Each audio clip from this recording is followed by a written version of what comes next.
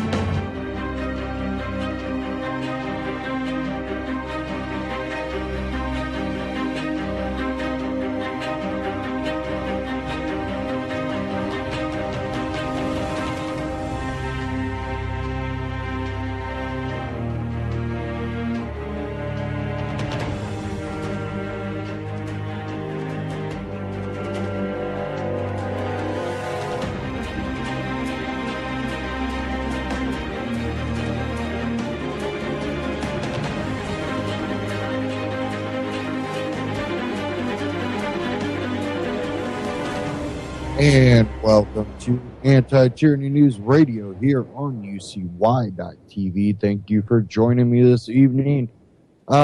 We are going to dive into some more politics here in this 2016 election. And to really start off, I am going to get into a Ron Paul Liberty report over the Hillary emails. And we're going to discuss, is this going to lead to a Bernie Sanders nomination? What does this mean for Hillary Clinton? And it's something that we should not expect anything real to come out of it.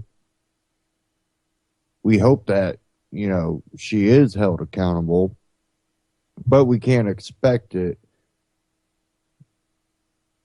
But I think what it will do is expose government even more to the populace. The one problem I have is, do enough of the populace understand true freedom, true liberty, and the individual rights, rather than the socialist outlook.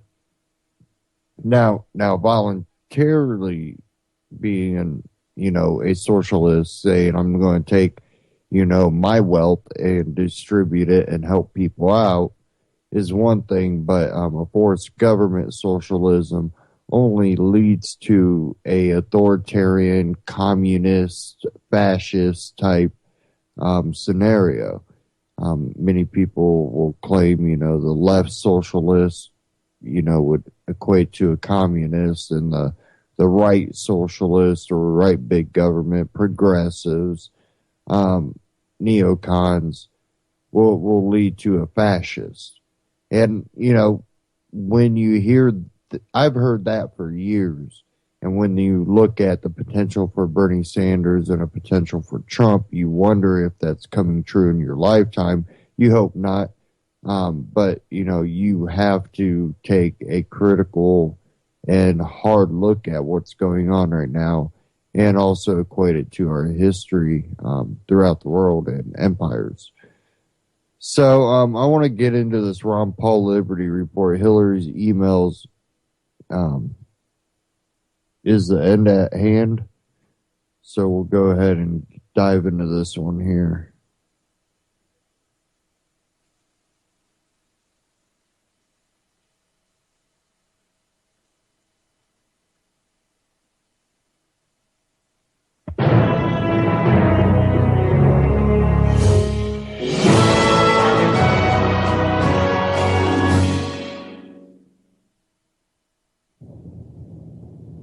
Hello, everybody. Thank you for tuning in to the Liberty Report.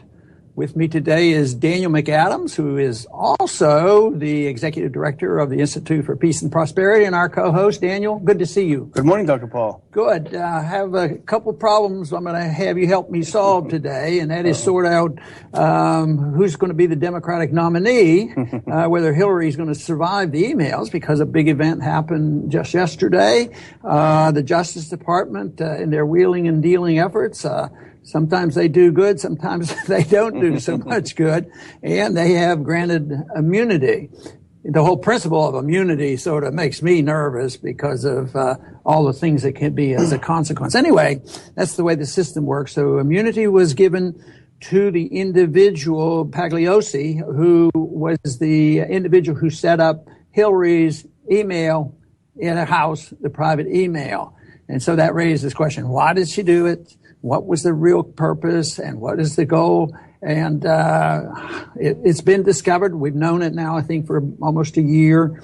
And it's a big political issue. It's a legal issue. But because it's a legal issue, it's also a bigger political issue. And a lot of people are paying a lot of attention to this.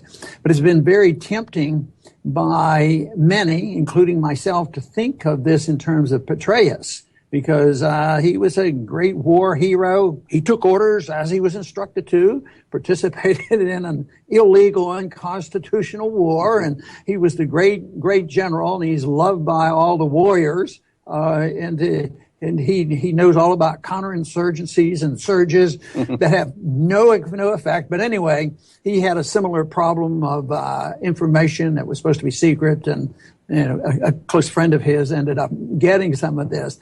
So then the big question that we're going to ask today in this little visit is, does this look like it might be the end for Hillary? Or, the Clintons have been able to escape a lot, the two of them, especially Bill. Or is this the end? If you looked at it as pure justice and legalese, it might be easy. But there were times when people thought it's the end of Bill Clinton and Hillary Clinton a long time ago. So that's really the big question on what's likely to happen here. Well, it's a huge issue, and there are similarities with the Petraeus episode, and that there was an issue of intent. Petraeus, as we know, was the circumstances around his disclosure are more sensational, and his intent was clear.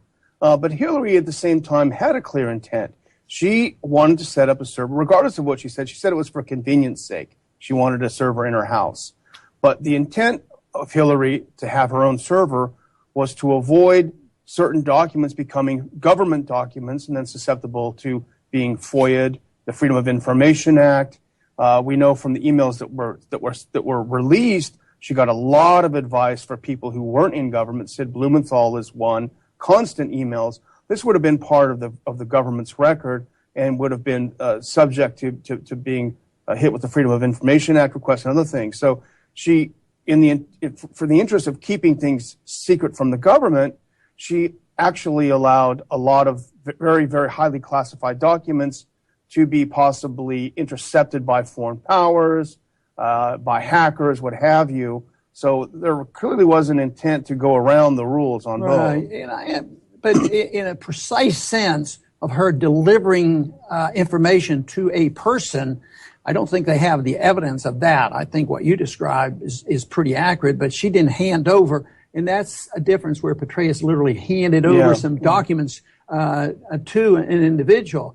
But, ironically, we talk a lot about privacy, and I complain that the government is too secret, that we should know more, and our privacy should be protected and not abused by our government. But this is another example of, there's might have been interdepartmental and administration bickering going on. She didn't want them to see everything, but there was the future that she was looking at. But then again, keeping it out of the public record is excluding the American people. Mm-hmm. What she was doing was to be secret. Then she could write her memoirs as she decided they would be. And yet, once again, I think this is designed. So that to me is that's probably not the motive. That motivation probably doesn't have much legal ramifications to it. But it's also something pretty annoying about these people who think they're immune to following the laws. Well, this is an enormous political problem for President Obama and his administration,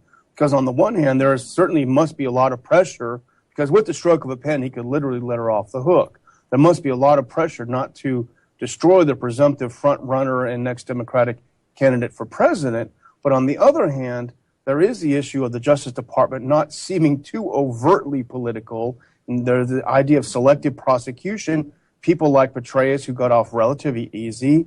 And if Hillary gets off, there's this perception that people, and it's probably reality, that people that are extremely well connected and very high up can avoid prosecution, where people lower down on the ladder who do something even remotely like this are sent away to prison forever. So the question is, how will the Obama administration handle this? Yeah, I think that's it. I think her fate is in the hands of the political system, not the legal system, because Petraeus, he was charged with 3 serious crimes, and yet he got a misdemeanor. He confessed to a misdemeanor and didn't go to prison, paid a fine, and a little bit probation. So, but I think it will be, a political thing. I think if Obama wants to go after her, he'll be able to behind the scenes. I don't think any of this stuff happens by accident.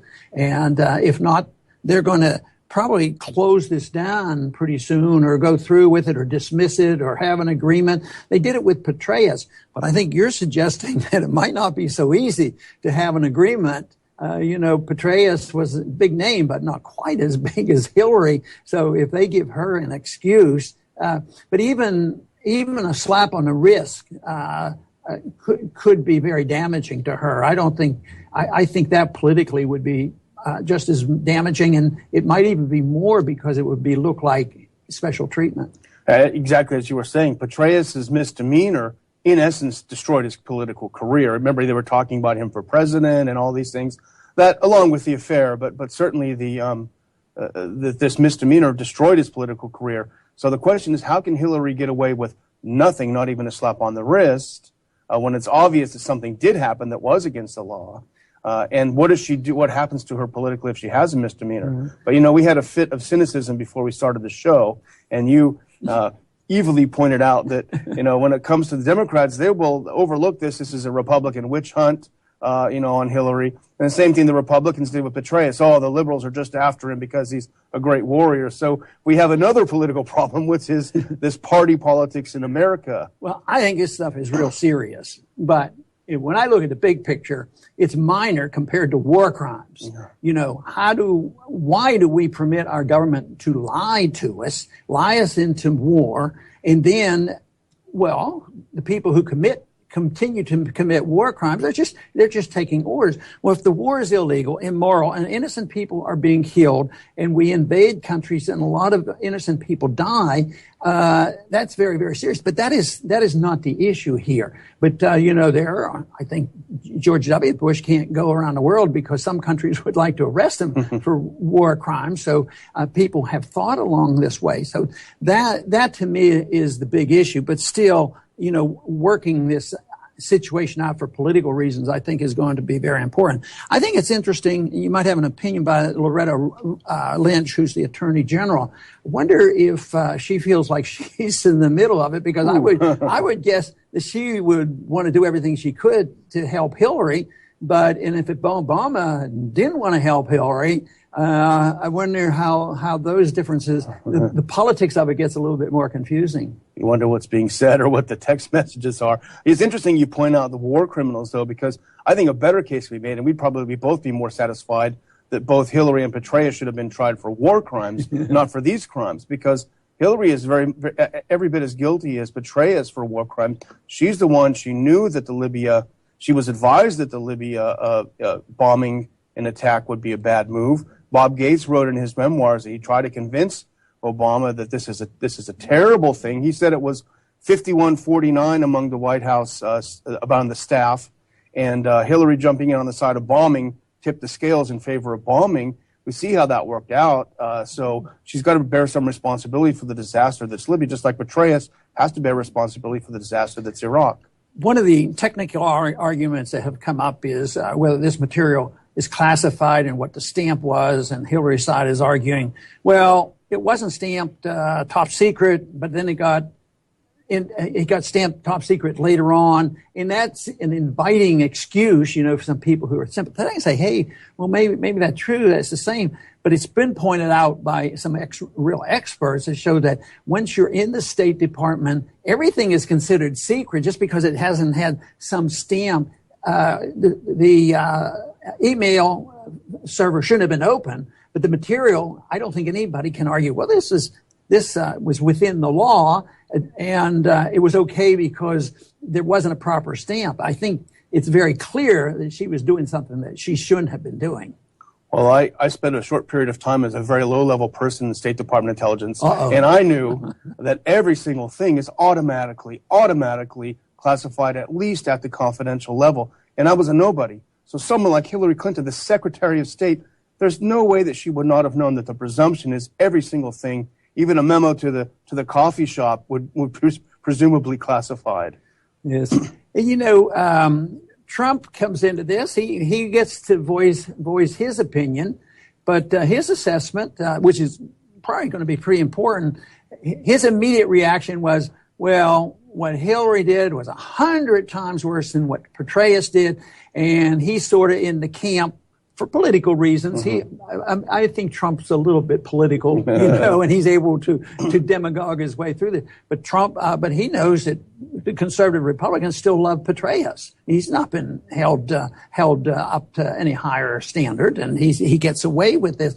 But so Trump highly defended Petraeus. But of course, he's thinking that he might be running against Hillary.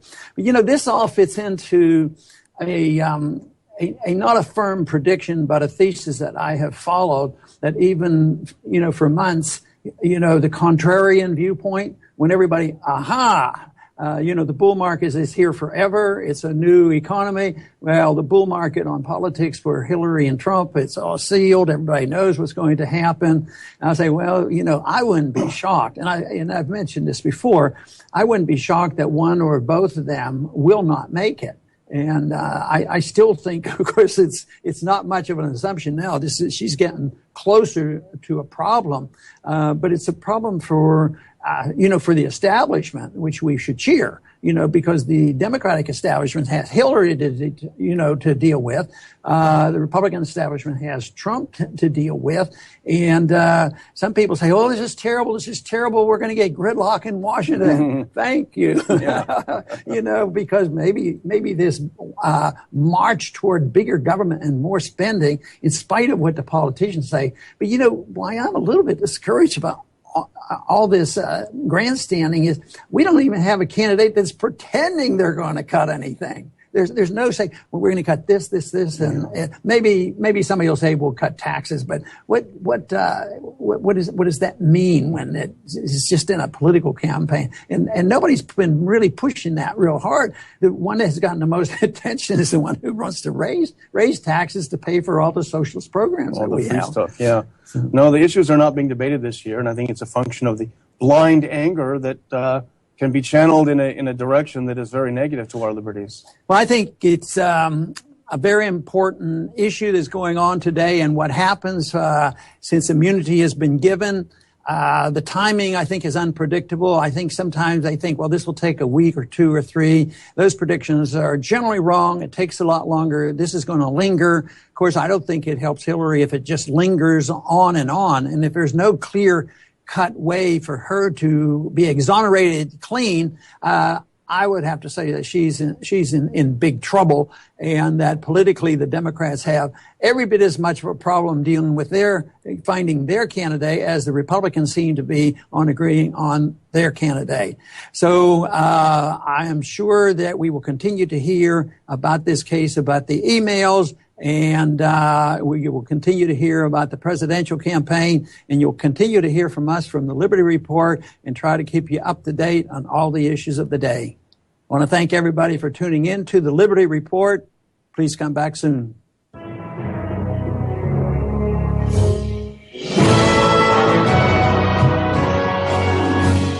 Ron Paul Liberty Report on YouTube, RonPaulLibertyReport.com. check them out, subscribe. Great weekly.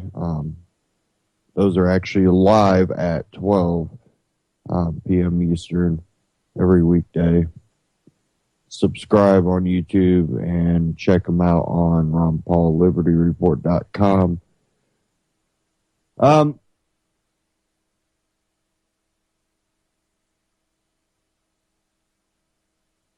Now with this email thing, we have people coming out talking about, oh, she's done, she's going to get, indicted. It's starting to look that way. When we have, let me try to find this article here, if I can.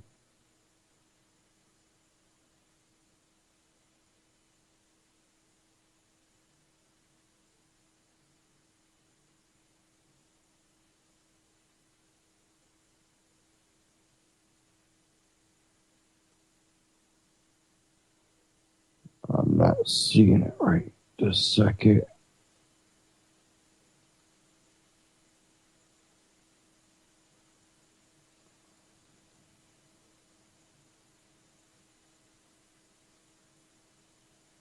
But we have one of the former aides that, or he was a person that set up the servers.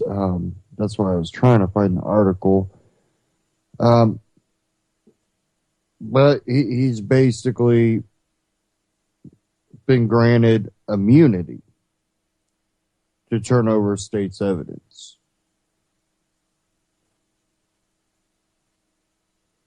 And that's not something that usually happens at the, a whim. It's something that's pretty thought out to give immunity for state's evidence. When he was formerly pleading the fifth,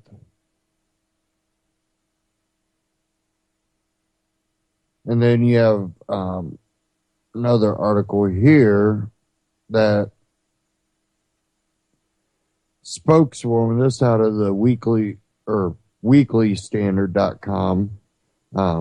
Clinton camp bizarrely claims FBI not investigating server. Spokeswoman for the Hillary Clinton campaign seemed to make a bizarre claim on MSNBC.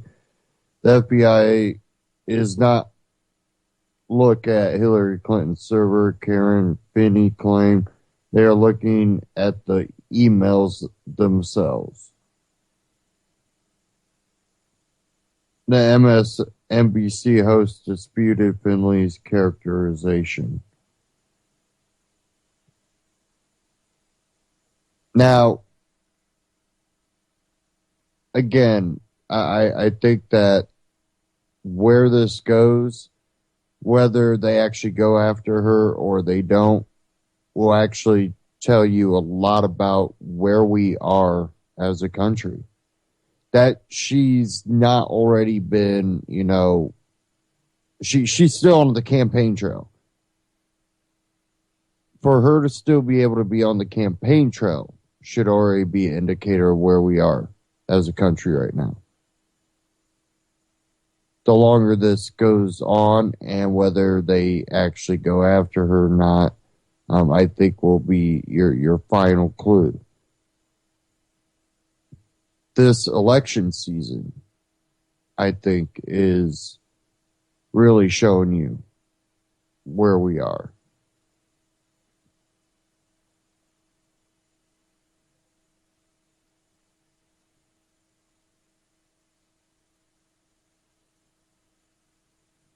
Okay, give me a second here.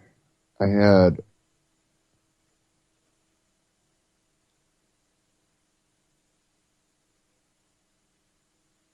a clip here with Andrew Napolitano.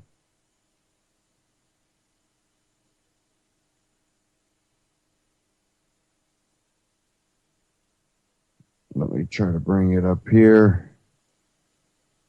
This was on Morning with Marie on Fox, Andrew Napolitano about the Hillary Clinton aide getting immunity. So here we go. Granting immunity to Brian Pagliano. He's the Clinton staffer who installed the private email server in her upstate New York home. Want to bring in Fox News senior judiciary analyst, Judge Andrew Napolitano. Judge, good to see you. Oh, good morning. So I was reading through your notes, and one thing really struck me. If they were not serious, perhaps, about the next level of this investigation, why would they grant Pagliano immunity? They wouldn't. The fact that he has immunity means the following. Only a federal judge can grant immunity. A federal judge will only grant immunity to a witness whose testimony the government needs to testify before some proceeding. The proceeding is a grand jury, so we know already the FBI is interacting with the Justice Department. The FBI has already made some recommendations to the Justice Department. The Justice Department has accepted those recommendations seriously, has convened a grand jury, and has begun or will soon begin to present evidence to the grand jury. And they need Mr. Pagliano's testimony immunized, which means he no longer has the privilege against self-incrimination because they can't use against him whatever he says. It also means, this is profound, they intend to indict someone. It's not Brian Pagliano. He can only be indicted if he commits perjury, if he lies under oath. But they intend to indict someone in this chain north of him. Why do you get that from this? Because that's a great question. The procedure to obtain immunity is so time-consuming and involves such resources, they would not do it just for the heck of it. Mm-hmm. They would not do it to satisfy newspaper editorialists or political commentators. They would only do it if they are seriously presenting evidence before a grand jury and they need the live testimony of this witness. Yeah. So because he before pleaded the fifth and continued to plead the fifth, they went back and they were able to find something that they needed him to talk about. So they went through the steps to get the judge to grant immunity. Is that essentially what happened? Yes, Kevin, that's exactly the way it happened, but it's even more interesting than that. His lawyers sat down with Justice Department lawyers, and they did a procedure. It's a wacky name. You'll like the name of this procedure. It's called Queen for a Day. It basically means the witness tells Justice Department lawyers what he would say to a grand jury. And whatever he says, they can never use against him. They can only use against somebody else. After that procedure, they decided, yes, we need him to say this to a grand jury, but the only way he'll say it to a grand jury is if we promise not to prosecute him, hence the immunity. Can we talk about the timing of all of this? Yes. First of all, are you surprised it's going as fast as it is? I am, knowing the FBI, I'm not surprised, but I will tell you this. The FBI is many steps ahead of where we all thought they were. Correct. The concept of an FBI recommendation is not one piece of paper with one recommendation. Right. It's a series of interactions and revelations between the Justice Department and the FBI so that the two of them, DOJ, FBI works for the DOJ, will come to a common consensus. So Loretta Lynch made it very clear in that interview with Brett Baer that there's no deadline for this investigation and that this will be handled like any other review. Let me take it to politics for a second. We are obviously in an election year. Do you think that there is going to be any major outcome prior to November? I think there will surely be indictments prior to November. I don't know if Mrs. Clinton herself is going to be indicted, but Brian Pagliano is at the bottom of the totem pole. Mrs. Clinton is at the top. In between are Patrick Kennedy, that's not the late senator's son, that's another person with that same name, Philippe Reines. That was one of her spokespeople. Correct. Cheryl Mills, Huma Abedin, and others. Now, the typical federal procedure is to start at the bottom, either indict the person and they spill the beans, or get immunity for the person and they spill the beans, and work your way up. But they wouldn't convene a grand jury if they didn't feel they had enough serious information that there might be indictments. I would amend the statement slightly, Georgette. They would not convene a grand jury with an immunized witness unless they intended to indict someone. The very fact that they persuaded a federal judge to give Mr. Pagliano immunity means for sure they intend to indict someone, not Mr. Pagliano. One thing he's going to say is that he was paid $5,000 in early 2009 by Hillary Clinton to divert his emails, her emails from the State Department into her private server. Okay. While all this is going on, the State Department is being sued by Judicial Watch, and the judge in that lawsuit late last week said to the Judicial Watch lawyers, you can take the deposition of all of Mrs. Clinton's aides. I'm not going to let you take her deposition yet. Here's what I want you to find out for me. Was there a conspiracy in the office of the Secretary of State of the United States to violate federal law? And what federal laws would that be? Freedom of Information Act and espionage laws, the obligation to keep secret state secrets. Yeah. But what happens if she gets indicted after she wins the nomination? Yeah, that's a great question. That'll be up to Democratic Party rules. I would think that would be catastrophic to the Democrats. In my column today at foxnews.com and the Washington Times, I say, don't the Democrats want to know before they complete their nomination process if Mrs. Clinton is likely to be a criminal defendant? But couldn't this just take too long? Because think about it. You talked about how he was at the bottom of the totem pole. They're going to have to get through everyone else to get all the way up to Hillary. That's going to take way too long. She's going to make it through this nomination process before they can even recommend an indictment. But that's the point I'm making. Then what happens? Kevin, as I was walking in here, just glancing at my iPhone, Fox News reported that a federal law enforcement official, name unrevealed, expects this to be wrapped up by May. Wow. It's 2 months before the Democratic National, or 3 months before the Democratic National Convention. So is it fair to say that this has now taken a major turn with this aide being granted immunity? Absolutely. It's also fair to say that a grand jury is or will soon be hearing evidence in the case, and the government plans to indict someone. The irony of this is that if, in fact, she gets indicted, it'll be the Democratic convention that will have to take it to the floor and pick. Okay, I'm going to stop it right there. Now, she's getting ready to talk about, they'll have to take it to the floor, Well, they're basically, in a way, it would have to be something where they either get Biden in or they let it go to Sanders. It's hard to tell what they would do, but it's definitely looking more and more of a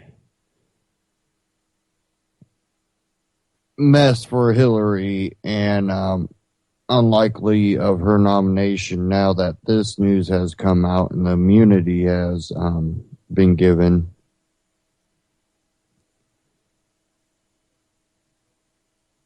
Now,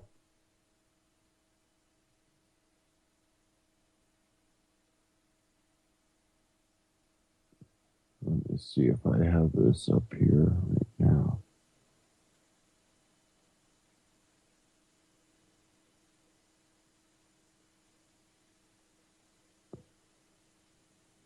Let me see if I can pull it up then.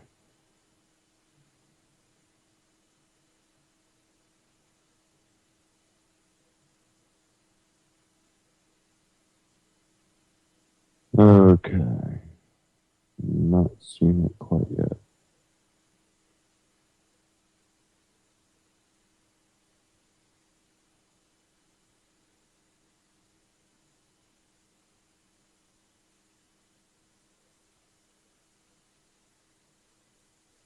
One problem with Drudge, you have articles that disappear depending on when that gets updated.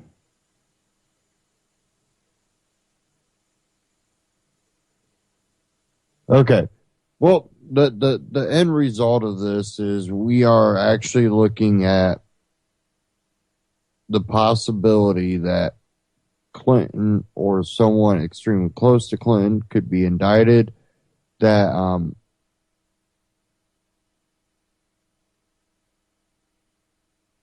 it's one of those things that it's going to turn around and give Sanders a boost, which will give him the possibility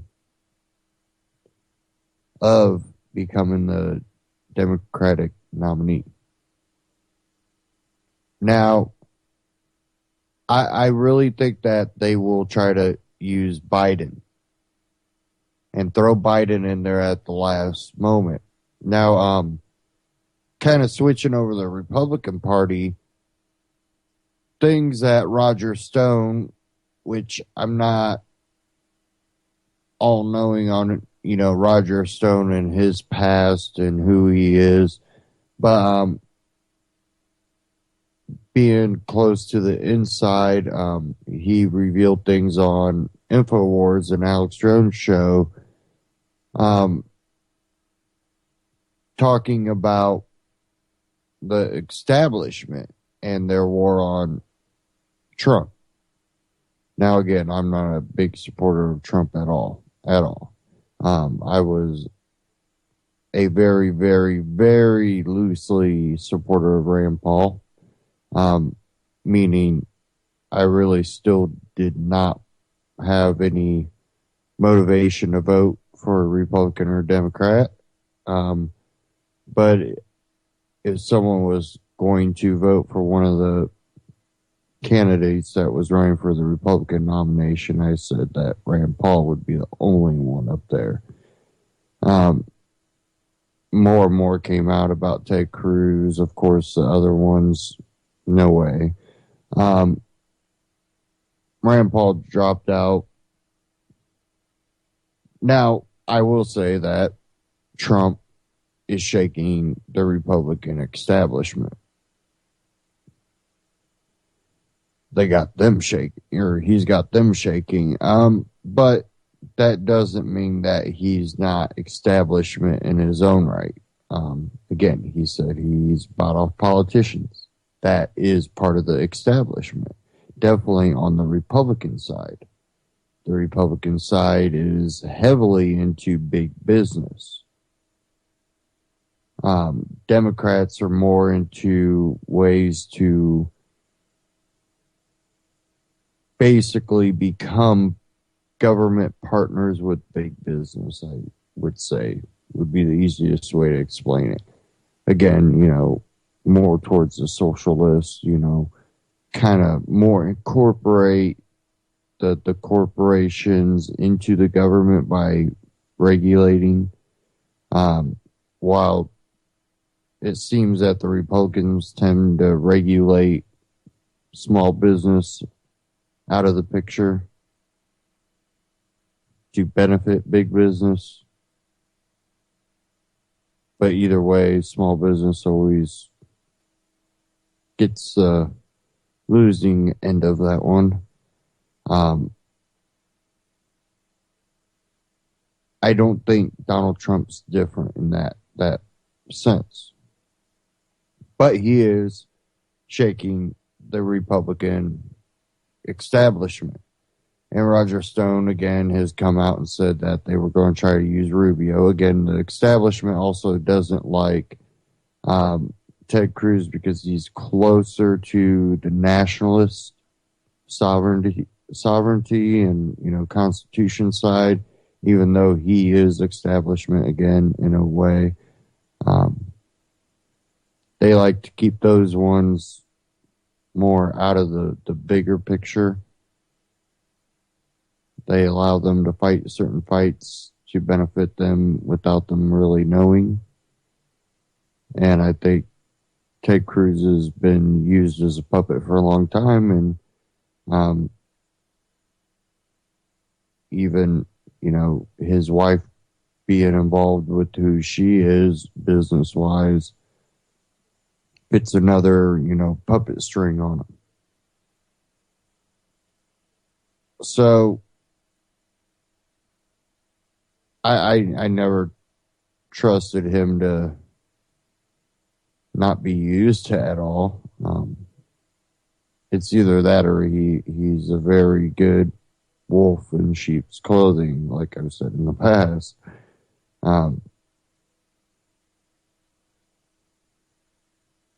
With what Roger Stone said, he said that they would use Rubio to try to get the nomination. If they did not think that Rubio was going to work out, that Romney would come into the picture. And sure enough, all of his predictions and, well, his whistleblowing about it came out to seem to be true. And now we also have,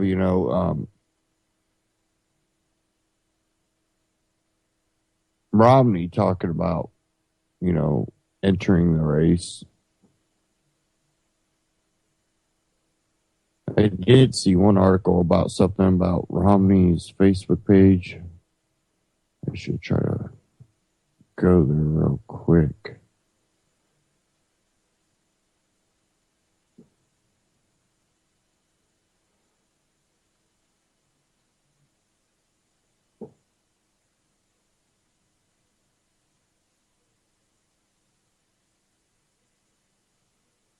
I think they said it was his Facebook page.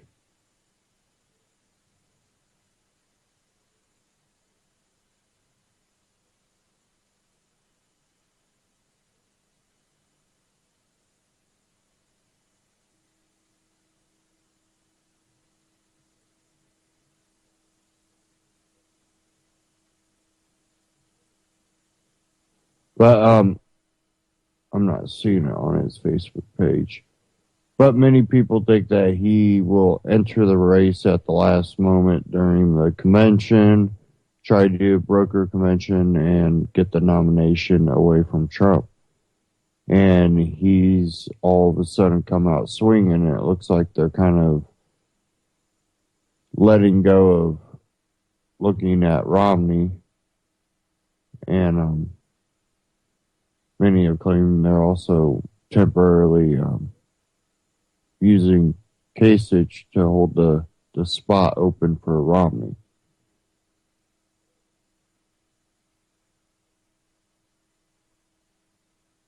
Now, I don't know what's going to come out of this, but we're going to have issues coming out of this.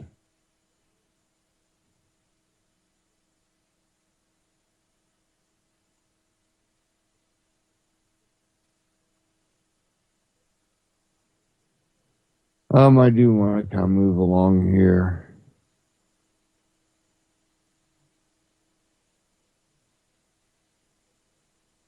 Give me a second.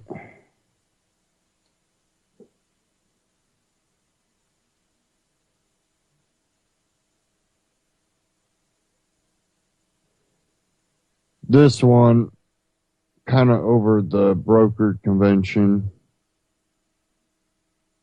from We Are Change, and a third-party presidential candidate speaks out against Trump.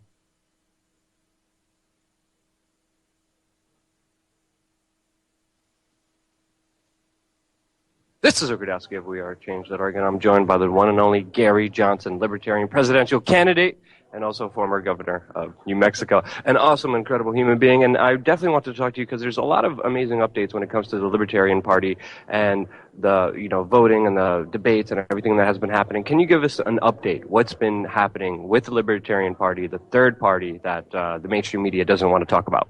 Well, most importantly is the Libertarian nominee will be on the ballot in all 50 states. So when you talk about third party, you're talking about the Libertarian Party.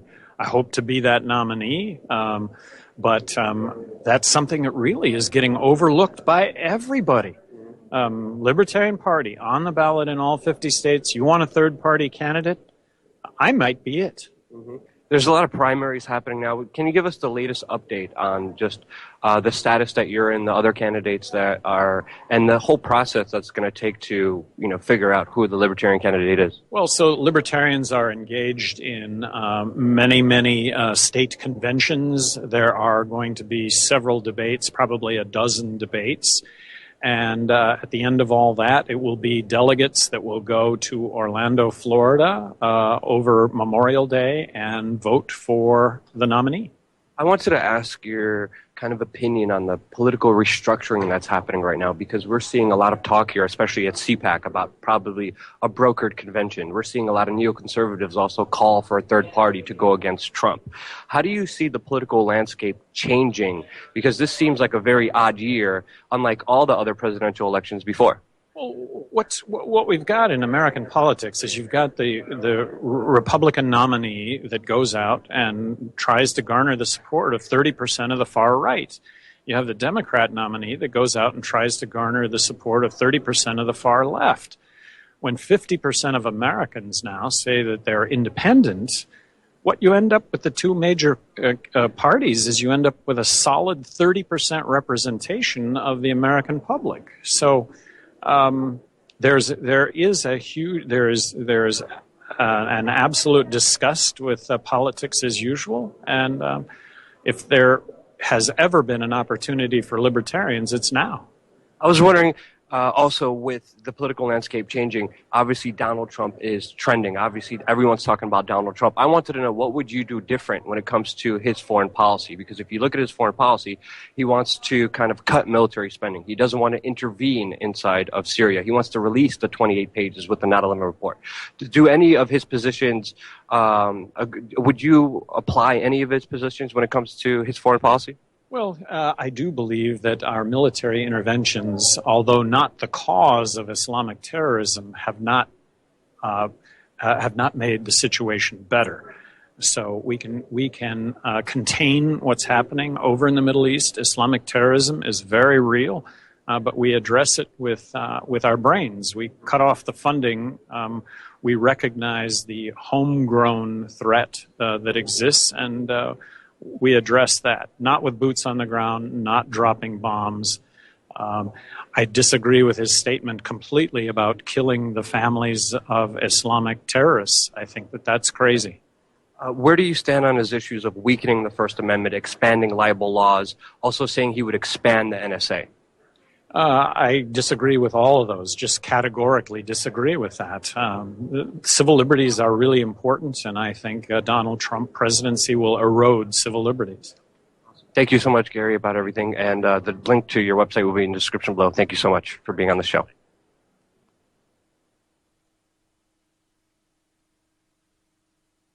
We Are Change on YouTube, wearechange.org.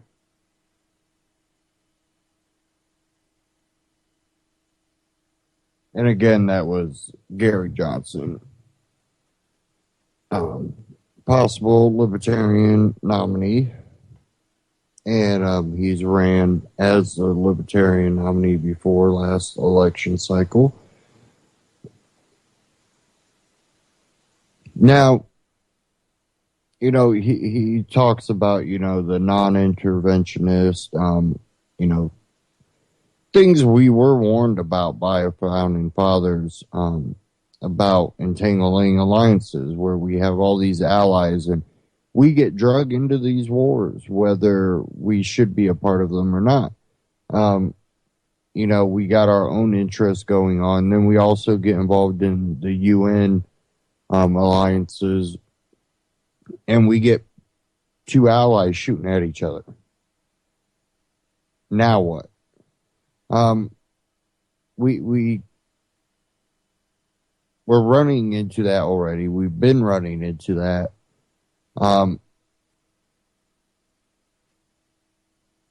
These are things that really bother me because they aren't being taught. You know, we are taught, we're teaching the kids in public school anymore, that, you know, we should be involved and be, you know, the moral, you know, leaders. And at the same time, you also have problems with how they're teaching how they should be involved in everybody else's life here domestically. And it's this allegiance to a order, a utopian order that they are being brainwashed to believe in.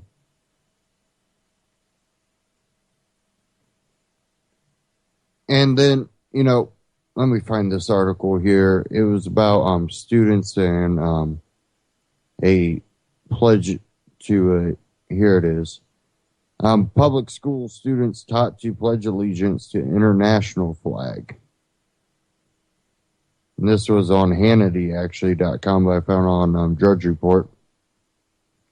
Outrageous. Public school students taught to pledge allegiance to an international flag, the Sean Hannity Show.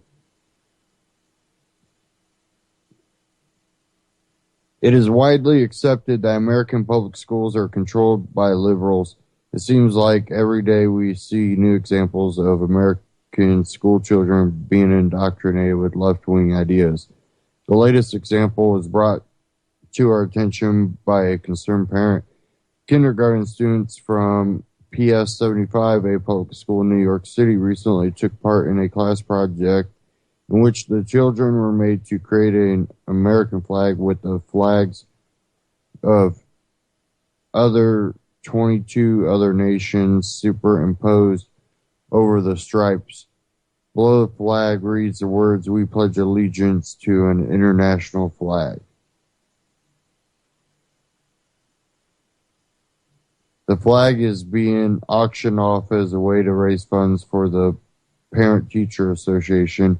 According to the description offered on the auction site, the students made a beautiful painted stretch canvas American flag and then applied flags from all the Spanish-speaking countries onto the stripes of the American flag. All the children choose a flag to color using colored pencils, and they were glued onto the larger American flag. The stars are cut canvas, which are painted and decorated with real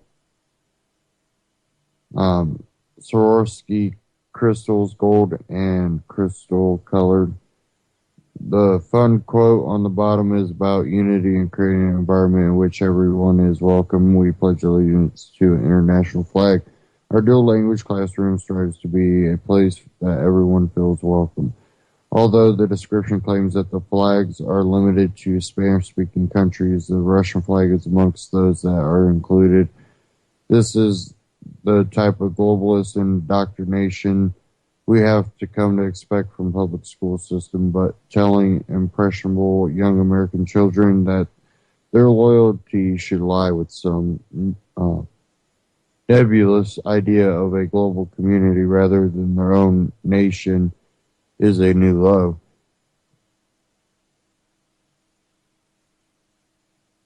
And it says update the auction site on which the flag was featured has taken down all images of the item as well as any description.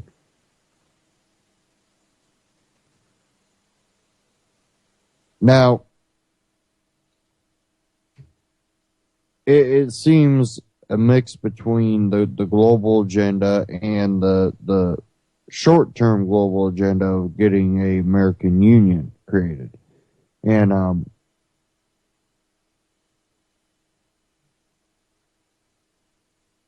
if we look at the immigration problem, not only here but in Europe, what we are seeing is a breaking down of borders. But it's not a breaking down of borders like maybe, myself as a libertarian would like. Myself as a libertarian says that, if, I live in Texas on a border town and there's a guy right over there on the other side of the border that wants to buy a jacket off of me, what the hell? We free trade, free movement. But what we have is a breaking down of borders for a larger border to engulf more area, to have a more centralized control. Wrong type of, breaking down of borders. We just need the breaking down of borders where it don't matter, Canadian border. I want to trade with the guy over there on the other side of the border that wants to buy something. We could do that. You don't have rulers that are stipending off of your wealth where, hey, I'll trade you this or that, no tax. We're just bartering Um, you know, it's getting to a point where we're actually seeing the opposite, where, you know, our national borders are being broken down to create a more territorial border for the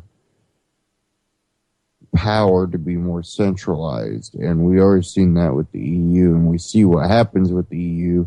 Many people have been like, you know, it's the end of the EU, end of the EU. And it should be. You know, we should have already seen Greece exiting. We should have seen, you know, Germany pulling out because it's a lot of their money going elsewhere. A lot of countries, Britain should have already exited. It's not happening. Why? Because the breakdown of these countries is part of the plan. They have to gain control. And something that they've done over in Europe already. They've gotten rid of large currency. Then it's hard to hold on to large amounts of your money, because would you like that $30,000 in ones or quarters, or, you know, tens or fives? You know, I would like that in $100 bills, please. Oh, we don't have those no more. Well, how about $50? No, we don't have those no more either. 20? Yeah, we got 20s, but they're gonna phase those out here in about 8 months, so you'll have to eventually trade those in.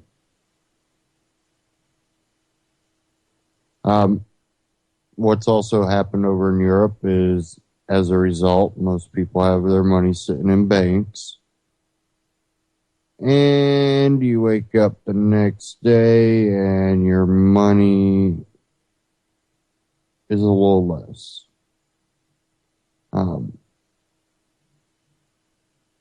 They went in there and go, instead of going to the government and saying, give me the money, the government basically tells them, you have permission to take a percentage of your customers' cash.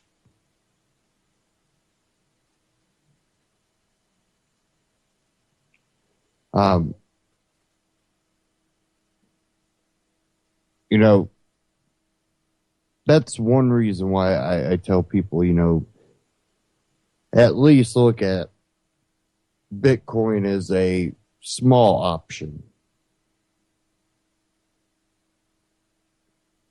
That's why central bankers and planners around the world don't quite like Bitcoin.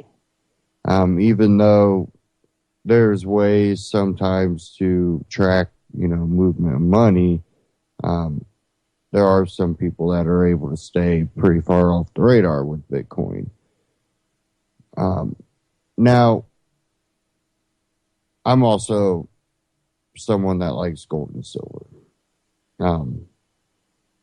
Definitely with them looking to get rid of the hundreds and the 50s and negative interest rates. These are all signals that you need to be putting your eggs in multiple baskets here, because if you got all your money sitting in a bank account, you're not looking good. Why they're kind of paying attention to Trump and all this election stuff.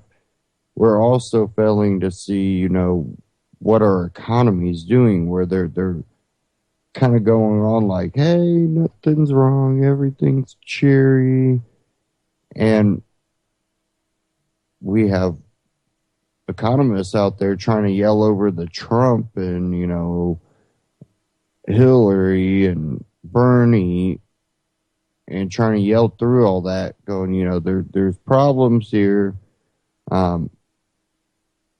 the stock market's all over the chart because it doesn't know what to do.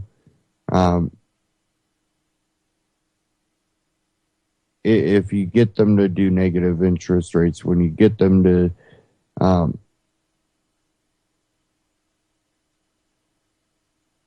pass something that allows them to skim off the top, this might not happen in, the next year. This might take 3, 4, 5 years to do, but it will happen if they go down this path. Again, that's why the Fed shouldn't be messing with interest rates. But, I urge people all the time, you should have some gold, some silver. It's one thing that will protect, well, definitely if you have a lot of money that you don't want to have all of it in a bank account, if you're able to put some of it in gold and put away for safekeeping, it's not a, end all situation, but it's one of those things that it does, hedge against inflation and the theft of your money. So, go check it out. If you go to antityrannynews.com/metal, go and check Amagi Metals out. My preferred source, great deals. And it's one of those things that, again, put your eggs in multiple baskets. But I do believe one of those baskets should be in precious metals. And Amagi gives great customer service.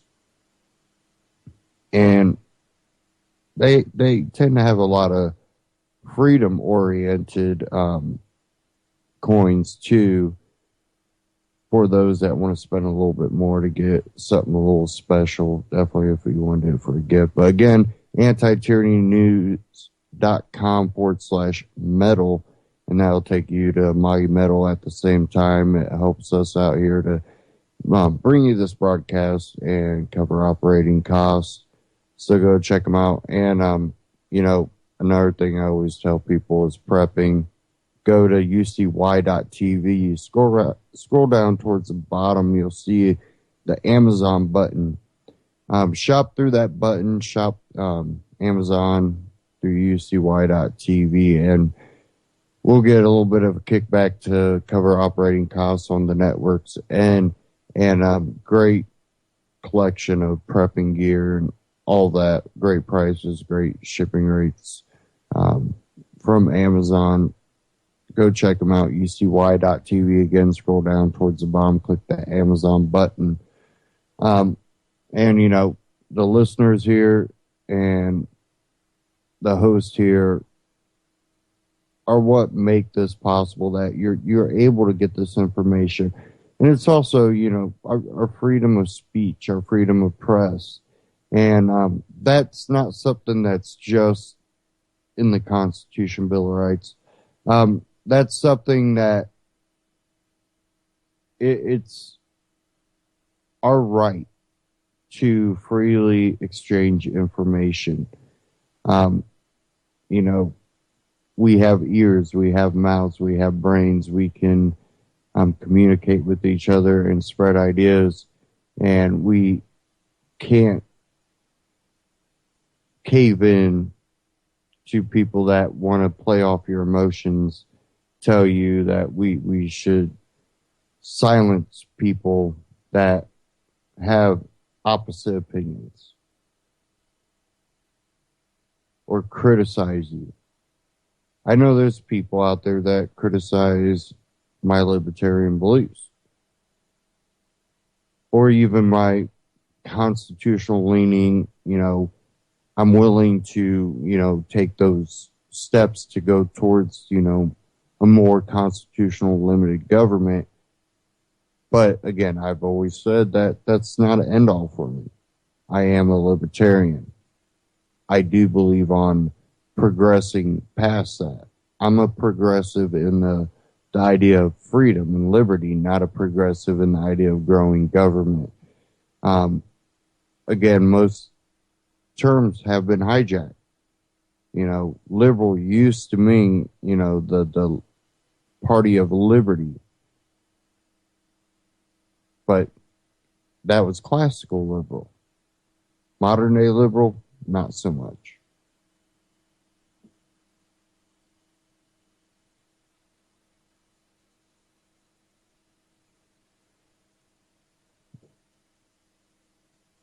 Okay. Now, what happens to a country that goes real far socialist?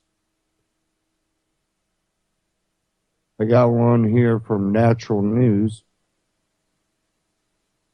naturalnews.com.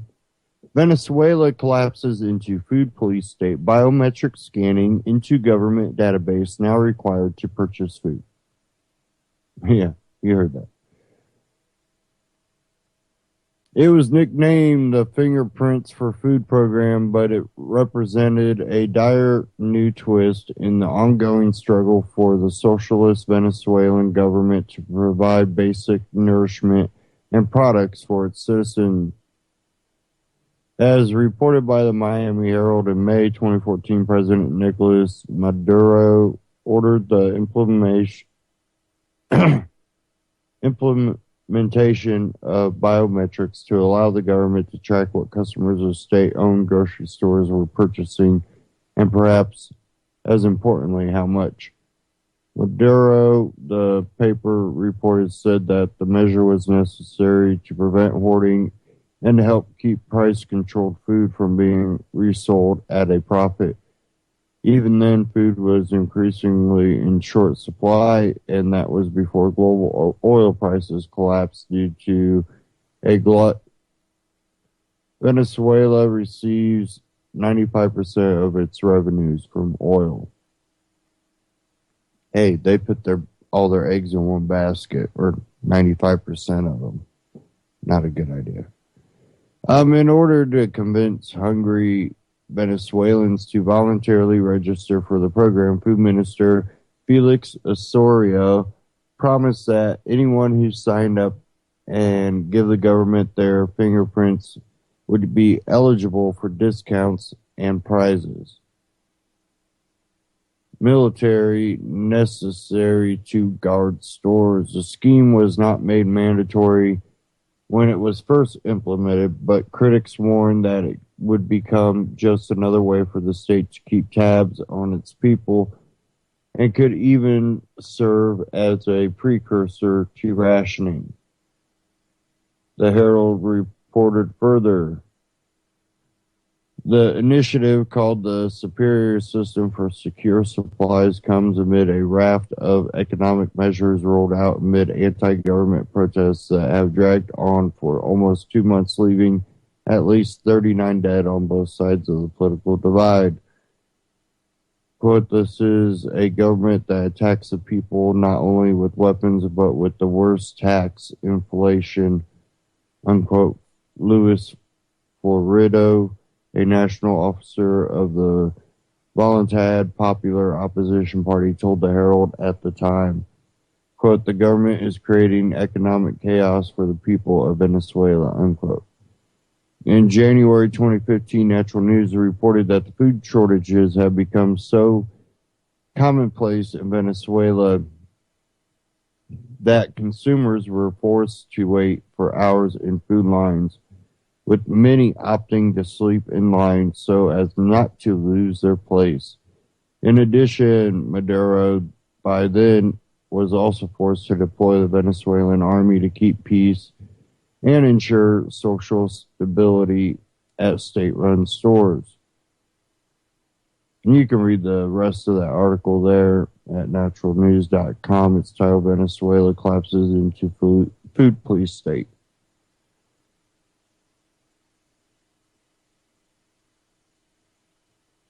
Now, we're not there yet.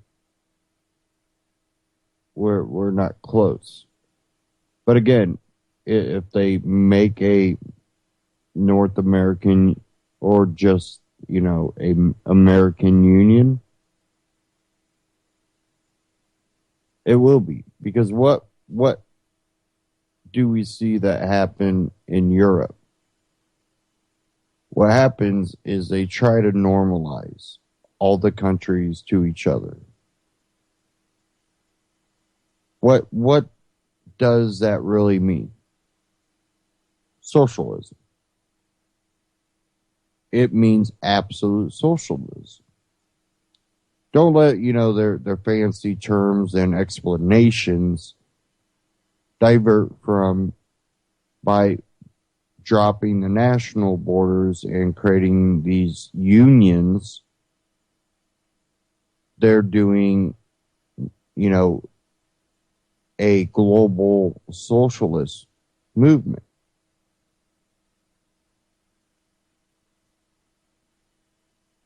And that means taking the money from the wealthy countries and diverting a lot of it to the poor countries.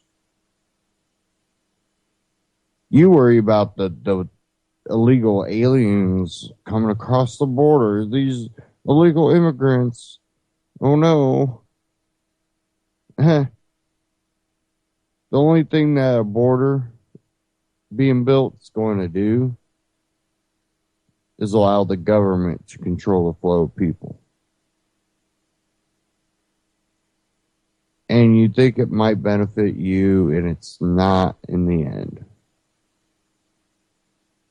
They already run border checkpoints 100 miles into the country. Why? And, if that's the so-called buffer zone, then why aren't we catching them?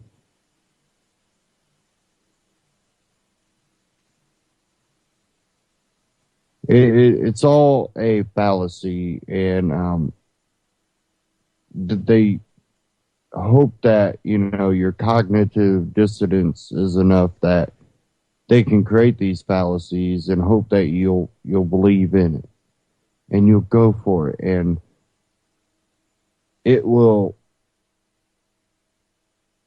create this utopia, and believe in the utopia. Just believe in yourself, because that is what they want to stop.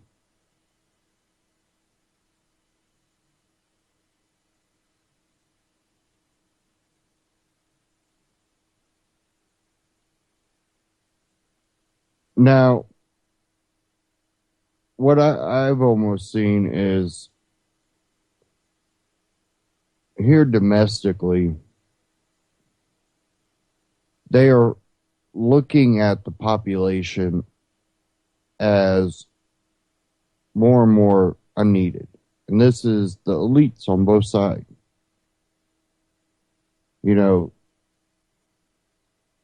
They all have somewhat of their own agenda and their own path that they want to take. But their end games are all the same. And we are now becoming more and more of an obstacle. Why? Because, technology has been taking our place. And there's a big picture around this, which I do have one here from Christopher Green. I want to play the majority of this, not all of it, but the majority of it I'm going to play.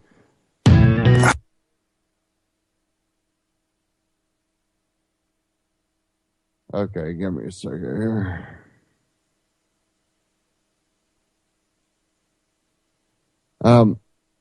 And he's talking about a robot warfare, the genocide of jobs, and what we are seeing is a lot of these elite people, and nowadays we have the Big Bang, and being a geek is cool, but a lot of the geeks that have created this, Silicon Valley and internet and technical and, that whole industry, the founders of Google, Apple, that's when geek wasn't cool. And almost like a TV sitcom back in the day, the geek makes the robot to be his friend, to do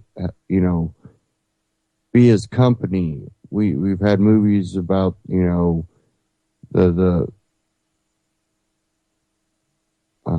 AI, the guy falling in love with his AI. And not all these people have some bad intention. Some of these people are just wanting to make people's lives better and easier. But there's others out there that see benefits in, I don't need all these people anymore. Now you become an obstacle, and definitely to the elite that before needed you. Therefore, they use you. Now they can get robots to do it. And, artificial intelligence is one of the things that is getting extremely big. But let's go ahead and get into this clip here. Robot Warfare, the Genocide of Jobs from AMTV with Christopher Green.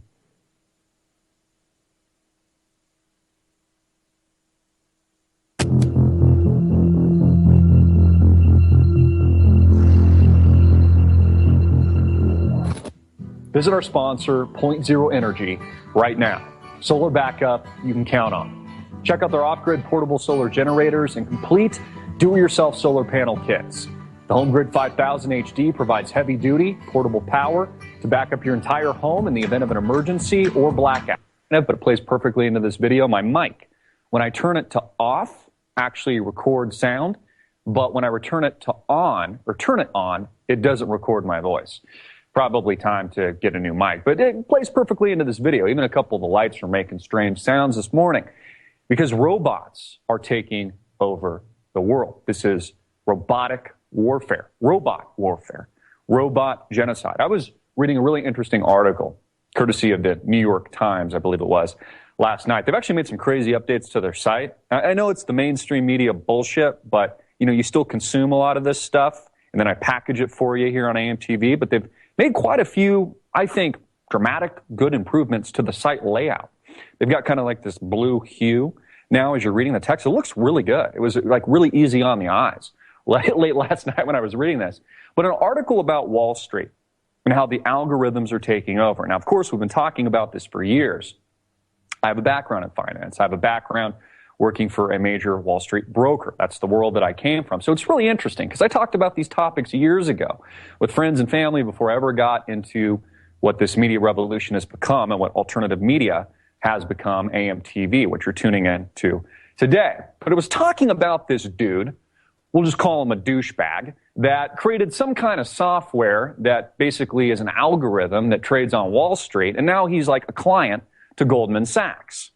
And his software is revolutionizing Wall Street, that it's actually resulting in Goldman Sachs employees, not that I feel sorry for them at all. I mean, they're pretty much responsible, along with the other too big to fail big banks, for causing the worst financial crisis in the history of man as we continue to bail these companies out. And Warren Buffett, licks his big fat ice cream while receiving an award from Barack Obama. But this new technology that this douchebag created, that makes some millions and millions of dollars a year is destroying all these jobs. It's even affecting the upper echelon of employees at Goldman friggin' Sachs. They're losing their jobs. The article goes on to say that basically these algorithms now, not just this software, it had a funny name. It was like Kinsho or Kinshi or Kinsho. I'm probably screwing it up. It really doesn't matter. But this douchebag that created this douchebag software, kind of like Google is today, and the whole social media revolution is today, also destroying jobs, is, technology advancement. Not that there's not pros to all this. There's not really cool things coming from it, but it's also created warfare against the general population. Even Goldman Sachs is being affected. They estimated in the article, and I actually agree with it, from the low end, 20% of all Wall Street jobs will be erased in the next few years, up to 50% of all Wall Street jobs. This was coming from a very high-level executive who just stepped down from another major Wall Street bank. I can't think of his name at the time. Up to 50% of the financial jobs on Wall Street totally eradicated. Now, I know none of us feel sorry for Wall Street. I don't feel sorry for Wall Street at all. But this has profound implications, not just for Wall Street and not just for the elitists, which is amazing and very telling in and of itself. These elitists would lose their jobs at places like Goldman Sachs, but profound implications for all the rest of us in a variety of jobs and industries. And this is something I could see coming like a giant freaking freight train over 5 years ago. And I remember talking about this with friends and family. I had an idea of a documentary at the time, which sounded really outlandish at the time because I was in finance. I didn't do any of this, but 5 years ahead, here I am on, TV, on AM TV speaking to you guys. But how this would technology would profoundly, the algorithm that makes up Google and Twitter and these digital ghettos, as Matt Drudge has coined them, that we've all become a part of now, is not only merging with mainstream society, it already has merged, but it's completely disrupting everything. Every industry, traditional employment, and it's creating, guess what? Massive, massive, massive unemployment. I'm trying to think what teed me off yesterday on this. I was actually watching a video that I found on a link on Drudge of a guy who broke down in tears because he lost his IT job at Disney and had to train his foreign replacement, who was paid, probably a quarter of what his previous or, his usual salary was. In the direction of my career, because January 31st of 2015 was my last day in the technology field. That day, 20 years of hard work, a bachelor's degree in information technology, and an IT job for Disney were all over when my team, along with hundreds of others, were displaced by a less skilled foreign workforce imported into our country using the H-1B. And I felt really sorry for the guy. He was breaking down in tears. He can't feed his family, and I'm very sympathetic to that. And, it almost made me want to cry watching him go through the speech in this, courtroom type setting. And it was really gut-wrenching. It's not that I don't feel for him, but it just goes to show you, though, that all of this is profoundly changing, right? Technology is totally disrupting how society used to work. Now, let me kind of give a couple more examples of this. All the traditional jobs, and none of this is meant to offend any of you that do these types of jobs. All the traditional type jobs that many of you do today, and I say this from a very humble position. Again, I'm not knocking anyone out there that's in any of these fields, but are honestly worthless now in today's new the algorithm, this Google society that makes up software on Wall Street, et cetera, and the software that encompasses all of us on our iPhones, et cetera, and all these gadgets is totally destroying these traditional jobs and eradicating them, honestly, from the system. So this goes for all real estate agents. It goes for all attorneys. It goes for all insurance agents. It goes for mortgage brokers. It goes for financial advisors. All those, a lot of them, service-oriented jobs, completely and utterly worthless. You're just a middleman. Honestly, we don't need you. Because you have companies out there, and the technology backs this up, that basically eliminates your job, and your category completely, where you now just go straight to the insurance contract, or straight to the mortgage, or you have an algorithm, as Charles Schwab is already doing. Hello, I am here to offer sophisticated investing strategies. My technology can help you choose the right portfolio, monitor it, and automatically rebalance it, all without charging advisory fees, account service fees, or commissions. That may be hard to compute, but I'm a computer, so trust me. Build your asset allocation, which financial advisors used to do. They're just middlemen. They have no real use in society anymore. This also goes for a lot of general labor jobs. In fact, labor to be, in my opinion, eradicated probably in the next 10 to 15 years. All labor-intensive jobs, and construction, manufacturing. It could even be at your office, sorting mail and lifting boxes. No longer needed, because you have companies like Google creating robots, humanoid robots that literally walk, and I don't know if they talk yet, but they probably will soon, all based on the algorithm and the AI that makes up their growing, accelerating intelligence that makes up the singularity that are taking those jobs. Self-driving cars, if you're a bus driver or a truck driver, or you drive for a living, if you fly planes for a living, if you do any of these jobs, you're honestly not needed. I mean, even planes today fly themselves. Do we really need pilots? They're really just there as a backup system to the AI. This goes for a host of fields, and it doesn't mean that people like me won't be affected either. You know, I look at my own profession, which very much is an art form in a lot of ways in what I do. But the AI, arguably, through its growing intelligence, the smarter it becomes and it starts thinking for itself, could be a better entertainer than I, could paint a picture better than Picasso, could do all these things in a variety of fields. It doesn't have to just be in the traditional model. It doesn't have to just target the service industry, for example, or advertising or traditional media, how we've seen that model decimated. It's the reason why you're tuning into channels like AMTV, why you're tuning into the alternative media. The whole field has been eradicated. One of the reasons I actually positioned myself 5 years ago in technology, because I could see this freight train coming. And it was also where my real heart was, my gut, and my passion. Obviously, if I didn't have that, I couldn't do anything that I do. So it kind of comes from a place, today's video kind of comes from a place where I'm like, almost like your father, a little bit telling you what's coming. If you're in any of these career choices, your job is worthless. I hate to say that, but it really, truly is. The technology is taking over, the algorithms are taking over, and you are just a middleman. So I think all of us, including myself, I'm a part of this general population here, folks, and I say this humbly, have to think about how to position ourselves going forward the next 5 to 10 years. As people like Ray Kurzweil warn us, these high-level executives at Google, where we're reaching a singularity, a book that he wrote that I highly recommend that you read, we're approaching this time where the AI will exceed all of human intelligence in aggregate in the next 10 freaking years. The AI. I mean, again, AI might be the new broadcasters in the not-too-distant future. I might be out of a job, too. The AI might do a better job than me. They might paint a more beautiful painting than Picasso or write more beautiful music than Beethoven. Okay, this is how relevant, shocking this all is. So let's think about this from an elitist perspective for a minute. Let's think about it from the eye of the New World Order beholder, so to speak. Those that own the technology, because there's a new elitist tech class, a technocratic elite, the people that make up Sergey Brin and Larry Page of Google and Jeff Bezos of Amazon, one of my favorites, Jeff Bezos, and all these other guys, you know, the Tesla founder, etc. All of these people sit at the top that own these algorithms, and everybody else is now at the bottom. So what we have is this wealth gap, this disparity. A lot of politicians are talking about this right now, but it's only increased at a higher rate with greater rapidity over the last couple of years. It's why there's been a socialization of America. It's been one of the strategies. We have this occurring. We've got the tech elite here, the type of people that I just mentioned, and everybody else. So what are they going to do? Because these people are becoming enriched. They're making all the money. They're aggregating all the information.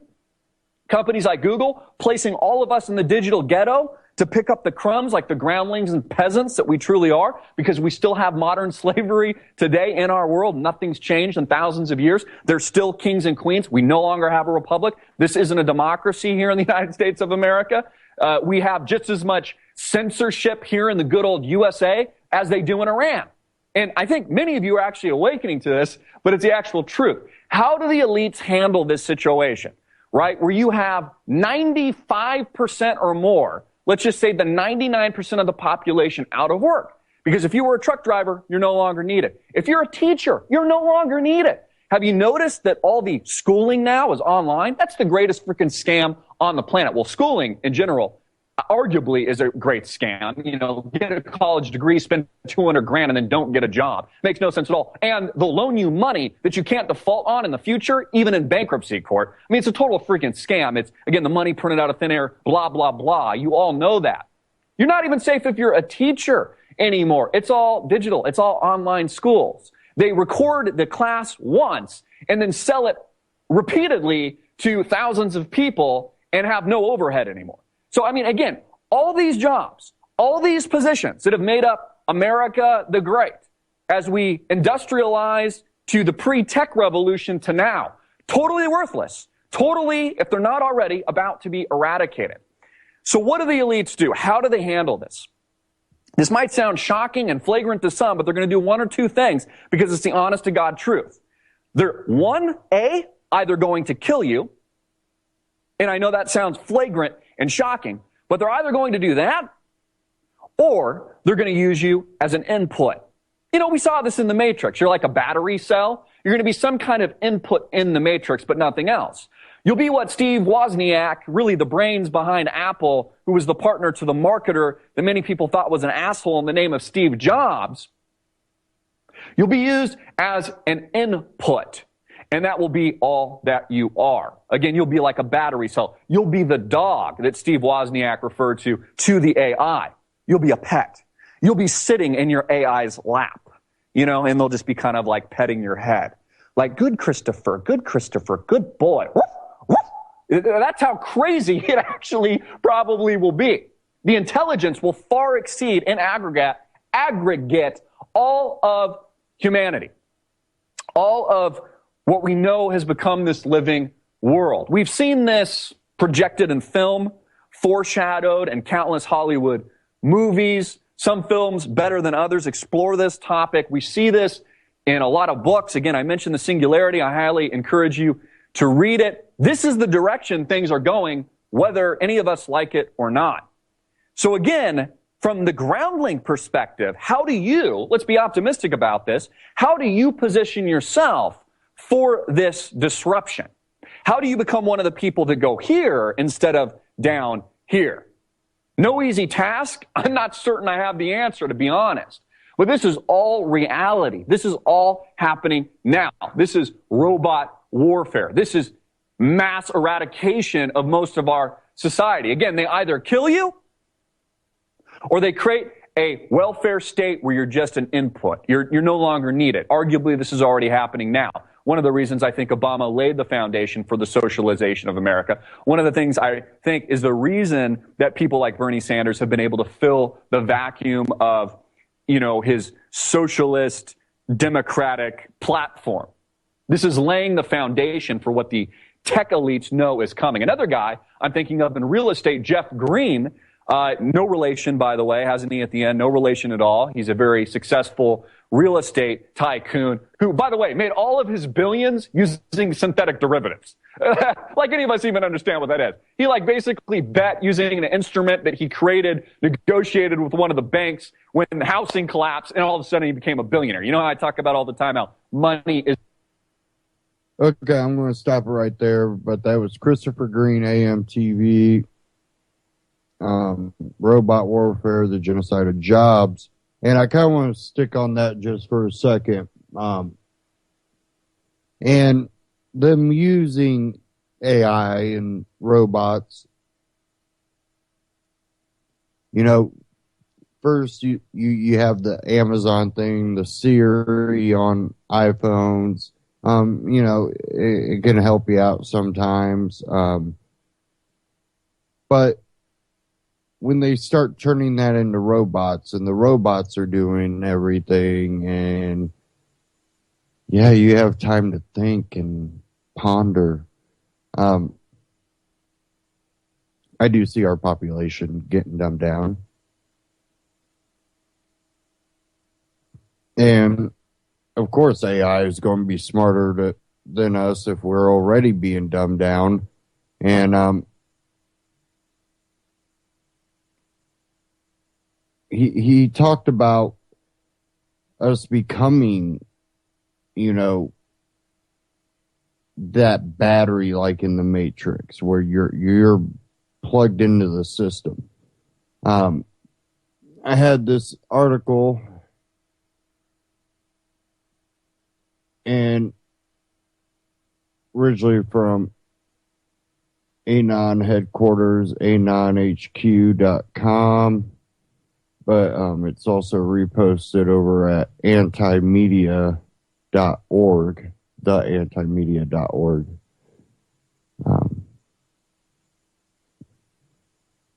This one is titled Researchers Claim Ability to Download info into brain and post video to prove it. Now, this really could lead to something like what Christopher Green was talking about, and things that were science fiction in the Matrix that are now looking more like a possibility. It says here the classic science fiction movie, The Matrix, which was released in 1999, martial arts was uploaded into Keanu Reeves' Neo brain through a cable connected from a computer to Neo's skull. He received the skills of the art instantly and was able to use it to perfection. This happened in a science fiction movie, but what you are about to hear, that this isn't science fiction any longer. The reality is that a team of researchers in the United States of America are currently developing this technology. Researchers from the Hughes Research Laboratories based in California have announced a way of speeding up learning, similar to what was portrayed in the Matrix movie some 17 years ago. Wow. That just kind of made me feel old for my age. The researchers described a simulator they have developed which can feed information directly into people's brain and teach them new skills in a shorter amount of time. This new process will be far faster than the conventional life imitating art. The process will guide the first step in developing advanced software, making Matrix-style learning a reality. According to information available on the Hughes Research Laboratories website, the researchers discovered that low current electrical brain stimulation can modulate the learning of complex real-world skills. Some researchers have studied the low current in the brain for some time now. In 2011, a team of scientists at Boston University and ATR Computational Neuroscience Laboratories in Kyoto, Japan, predicted that it is possible to develop advanced software that will facilitate instant transfer of skills into the human brain. Some skeptics doubted their prediction, but researchers from the Hughes Research Laboratory have done exactly that. Lead researcher at the Hughes Research Laboratories, Dr. Matthew Phillips, and his team of investigators from the Information and System Science Laboratory have used transcranial direct current stimulation in order to improve learning and skill retention. Professional and amateur pilots were used in the experiment. Dr. Phillip explained, we measured the brain activity patterns of 6 commercial and military pilots and then transmitted these patterns into novice subjects as they learned to pilot an airplane in a realistic flight simulator. We measured the average G-force of the plane during the simulated landing and compared it to control subjects who received a mock brain stimulation. According to Dr. Phillips, the experiment revealed that subjects who received brain stimulation via electrode-embedded head caps improved their piloting abilities far better than those who never received them. The reports state that previous research has demonstrated that TDCS can both help patients recover more quickly from a stroke and boost a healthy person's creativity. However, this current study by Dr. Phillips and his team is the first to show empirical evidence that TDCS is effective in accelerating practical learning. Now, you can read the rest of that at the antimedia.org. And that article was researchers claim ability to download info into brain and post video to prove it. Now, we basically could become inputs. We already, in a way, are becoming inputs.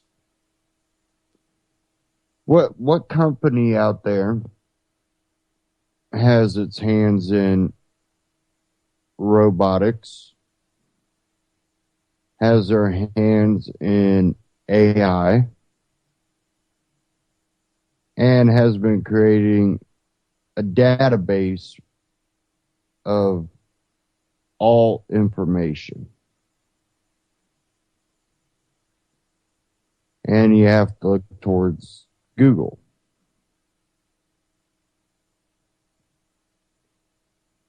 And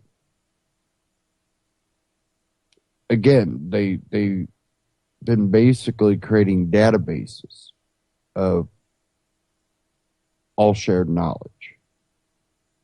Every time you type into Google, it's not just going, this person wants to know this. It's going, this person is wondering why they have, this wrong with them. We have multiple people in that area that are claiming to have this problem. And all of a sudden, military comes in and quarantines people off, and you might not be infected, but you're stuck in there with the people that are infected, and better hope you have some genetic immunity. It's just, you'd think it's science fiction because that's crap that we've seen in movies, but it's kind of like Star Trek. Things that you've seen on it are coming more and more reality. And you people go, I don't watch TV that, anymore. And, I'm that way to a point. But one thing about TV is it tends to predict the future. One, because, it's going, if we have this ability now, what could the future look like?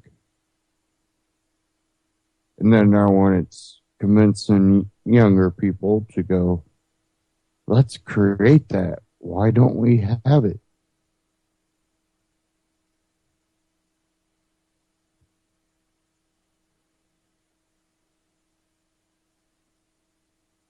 But with AI, we start becoming irrelevant. It really looks more and more like we're becoming irrelevant. Definitely when you have the elite in control.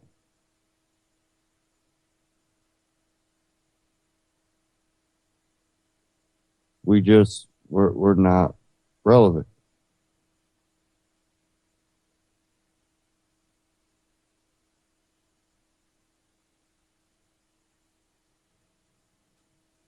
Okay, let me go ahead and move on here. Give me a second.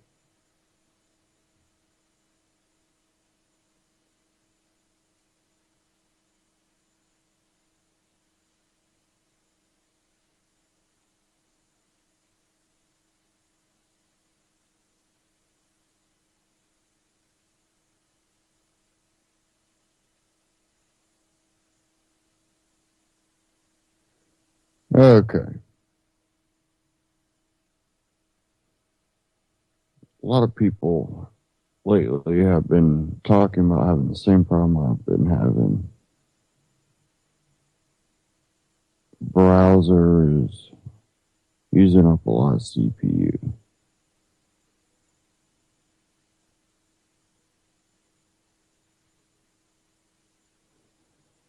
Okay, I got two articles, one from the Free Thought Project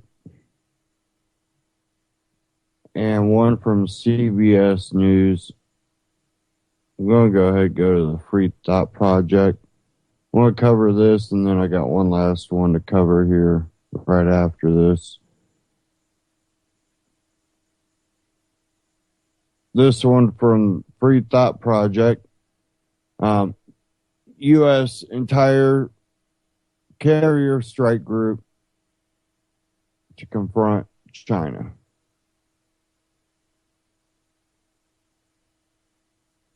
Or this won't end well was the beginning, but U.S. just sent an entire carrier strike group to confront China. Now, if we can get this thing to properly load here.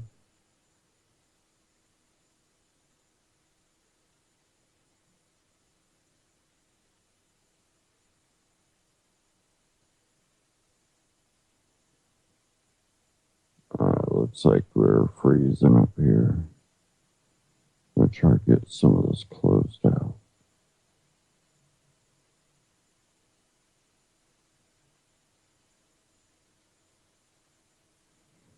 Come on.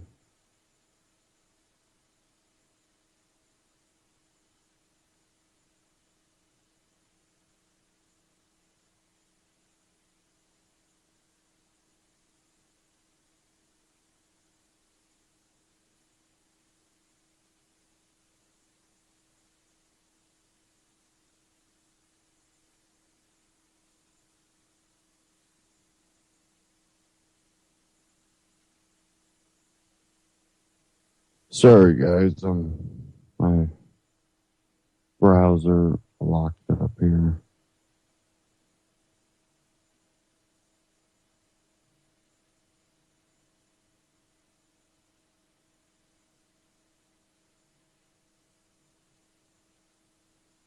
Okay, now I got it back. Says here on Thursday, U.S. Navy announced they dispatched a small armada to the South China Sea, consisting of the John C. Stennis aircraft carrier, 2 cruisers, 2 destroyers, and the 7th Fleet flagship. The U.S. is making their mission clear. We are not scared of kicking off World War III. Confirmed by the Navy Times, the standoff has been heating up on both sides after news in February that the Chinese deployed an advanced surface-to-air missile battery to the Paracel Islands. U.S. Pacific Command head Admiral Harry Harris told lawmakers that China was militarizing the South China Sea. In my opinion, China is clearly militarizing the South China Sea, Harris testified on February 24th. You'd have to believe in a flat earth to believe otherwise. However, China is not the nation sending warships halfway across the globe in a clear attempt to provoke a fight. While China is no saint, they are not the country with nearly 700 military bases in dozens of countries across the globe. You've been responsible for the total destruction of multiple nations, states, in just the past decade. The reason the Chinese have shown a military presence in the region is due to the nature of the dispute over the lakes claim to the Paracel Islands chain. The Paracel Islands, also known as Isha in Chinese and Hoang Sai in Vietnamese, is a group of islands, reefs, banks, and other maritime features in the South China Sea. It is controlled and occupied by the People's Republic of China and also claimed by Taiwan and Vietnam. This dispute over who lays claim to the region dates back decades. Physical violence has erupted between the disputing parties on multiple occasions as recently as 1974. However, since then, the dispute has remained peaceful until now. The U.S. is attempting to claim that the Chinese presence in the region is some new conflict and are touting strawmen such as closed trade routes as a reason for flexing their military sway. But there is no evidence that trade will be affected at all. No country in their right mind would hinder its ability to export, and China shows no signs of halting exports anytime soon. You can read the rest of that article at thefreethoughtproject.com. Again, this won't end well. U.S. just sent an entire carrier strike group.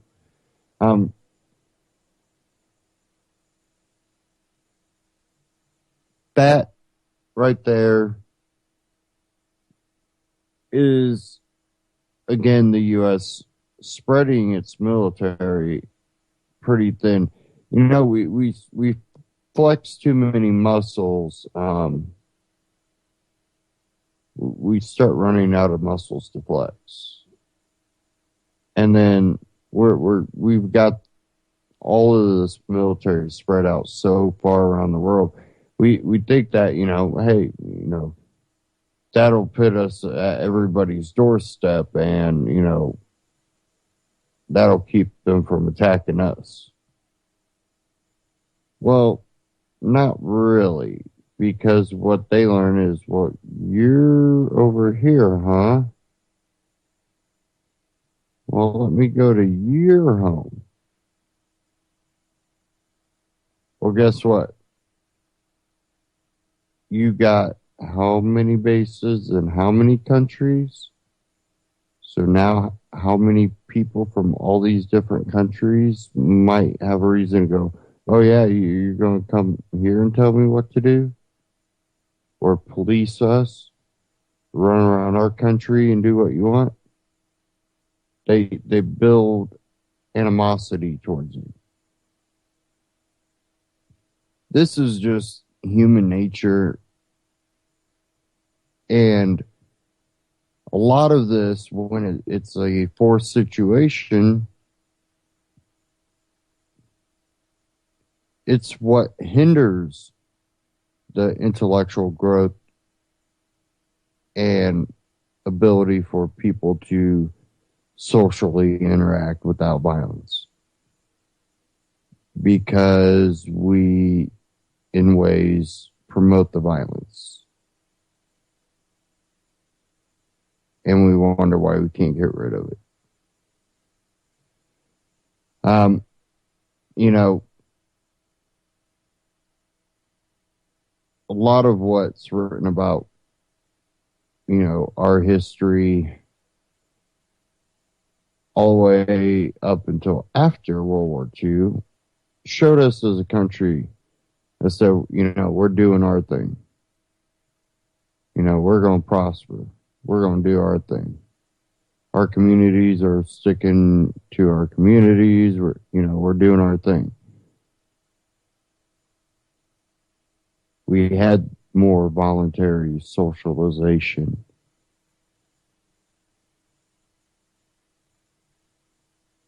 Less government. Hey, people had gold and silver. But what ended up happening is we stopped waiting until, you know, everybody started fighting each other to step in and go, you know, enough of this. Now we go in and automatically do that before or after we've created situations. Now, what happens when they got rid of gold and silver? They can just print money and print money. They're not backing those little dollars anymore. Well, I have another interesting article here from Zero Hedge. Let's see if I got time to cover it. Not a whole lot of time. It's official as of this moment. Canada has no gold reserves left. Again, this out of Zero Hedge.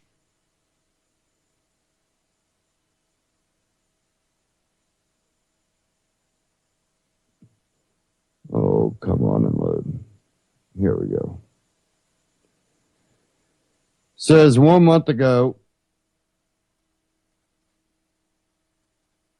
when looking at the latest Canadian official international reserves, we noticed something strange. Canada had sold nearly half of its gold reserves in 1 month. According to the February data, total Canadian gold reserves stood at 1.7 tons. That was just 0.1% of the country's total reserves, which also include foreign currency deposits and bonds. As we noted, the decision to sell came from Finance Minister Bill Manu's office. Canada's gold reserves belong to the Government of Canada and are held under the name of Minister of Finance, explained a spokesperson for the Bank of Canada on Wednesday. Decisions relative to gold holdings are taken by the Minister of Finance. Reached by Global News on Wednesday evening, a spokesperson for the Finance Department said the sale was done in the normal course of business for the government. The decision to sell the gold was not tied to a specific gold price, and sales are being conducted over a long period and in a controlled manner. The latest sell-off is indeed part of a much longer-term pattern of moving away from gold as a government-held asset, according to economist Ian Lee of the Sprout School of Business at Carleton University, Ottawa. Has no real reason to keep its gold reserves other than adhering to tradition. Under the old system, gold backed up currency easily, explained the U.S. dollar was tied to gold. 1 ounce was worth $35 then in 1971 for lots of reasons I won't get into. Richard Nixon took the United States off the gold standard. And they try to convince you in here that, that's a good thing. It's a good thing. No. They're selling off their gold because of their debt. Many people claim that the U.S. has already done the same. But they keep our gold reserves a secret. Why? Because if we knew that, people would panic. See, Russia, China, Iran,